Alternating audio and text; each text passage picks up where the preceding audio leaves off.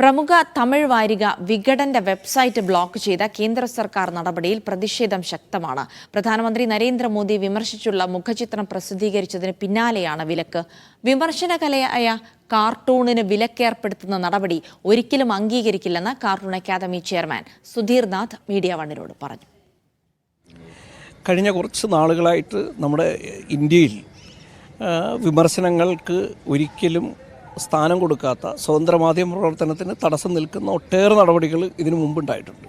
അത് എഴുത്തിലൂടെയായാലും ചിത്രത്തിലൂടെയായാലും ഒക്കെ ഉണ്ടായിട്ടുണ്ട്.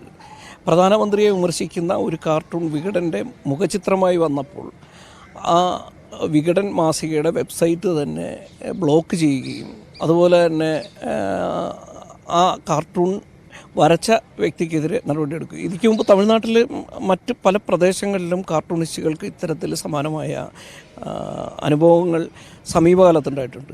നെഹ്റുവിൻ്റെ കാലത്ത് കാർട്ടൂണുകളോട് വളരെ മൃദുല സമീപനം, വിമർശനങ്ങളെ സ്വാഗതം ചെയ്ത ഒരു കാലഘട്ടമായിരുന്നു എന്നുള്ളത് നമുക്കറിയാം.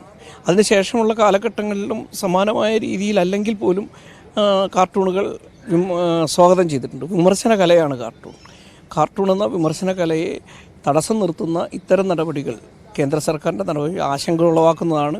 അത് കേരളത്തിലെ കാർട്ടൂണിസ്റ്റുകൾക്ക് മാത്രമല്ല, ഇന്ത്യയിലാകമാനമുള്ള കാർട്ടൂണിസ്റ്റുകൾക്കും മാധ്യമപ്രവർത്തകർക്കും എല്ലാം ഒരു ആശങ്ക ഉണ്ടാക്കുന്ന ഒരു നടപടിയാണ് കേന്ദ്ര സർക്കാർ എടുത്തത്.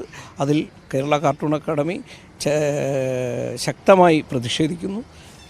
ഈ നടപടികൾ സ്വതന്ത്ര മാധ്യമ പ്രവർത്തനത്തെ തടസ്സപ്പെടുത്തുന്ന ഒന്നാണ് എന്നാണ് ഞങ്ങളുടെ അഭിപ്രായം. സ്വതന്ത്ര മാധ്യമ പ്രവർത്തനത്തെ തടസ്സപ്പെടുത്തുന്ന എല്ലാ നടപടികൾക്കെതിരെയും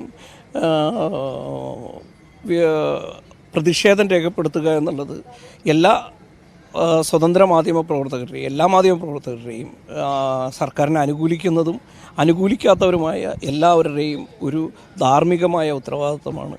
ആ ഉത്തരവാദിത്വം എല്ലാ മാധ്യമ പ്രവർത്തകരും കക്ഷി രാഷ്ട്രീയ ഭേദമന്യേ ചെയ്യണമെന്നാണ് എനിക്ക് പറയാനുള്ളത്. അത് തീർച്ചയായിട്ടും ഉണ്ടാകും.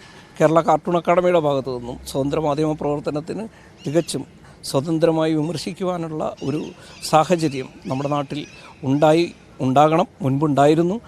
അത് തുടരണം എന്ന് തന്നെയാണ് ഞങ്ങൾക്ക് പറയാനുള്ളത്. കാര്യം ശങ്കരൻ്റെ കാലത്തൊക്കെ ശങ്കരൻ നെഹ്റുവിനെ എത്രയോ വിമർശിച്ചിട്ടുണ്ട്.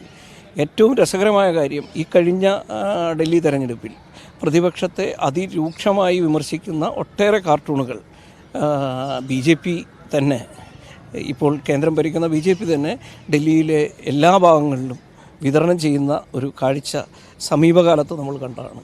അത് അവർ തന്നെയാണ് ഈ കാർട്ടൂണുകൾക്ക്, വിമർശനകലയായ കാർട്ടൂണിന് തടസ്സം നിൽക്കുന്നത് എന്നുള്ളത് ആശ്ചര്യപ്പെടുത്തുന്ന ഒന്നാണ്.